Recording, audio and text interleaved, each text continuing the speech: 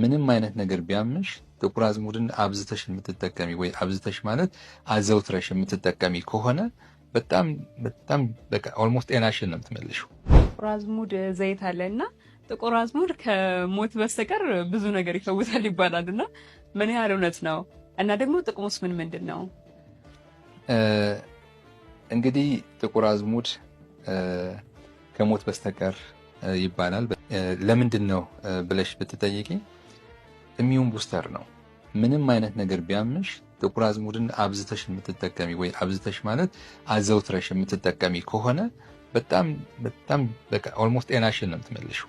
ከብዙ አይነት ኮሌስትሮል ብትዩ፣ ከልብ ጋር የተያያዘ ከደም ጋር የተያያዘ ከብዙ ነገር። ምክንያቱም አንድ ሰው ከባድ ነገር ናቸው አሁን ብለን በዚህ ዘመን የምናምላቸው ስኳር፣ ግፊት፣ ኮሌስትሮል እነዚህ ነገሮች ናቸው እና እነዛን የመቆጣጠር እነዛን ሬጉሌት የማድረግ ጉልበት አለው እና ጥቁር አዝሙድ በምንጠቀምበት ጊዜ ምንድነው ሲንግል ኢንግሪዲየንት ከሆነ በምንወስደው ጊዜ ጨጓራ አይነካም። ምክንያቱም መጠን አለው። መጠኑን ጠብቀን ነው።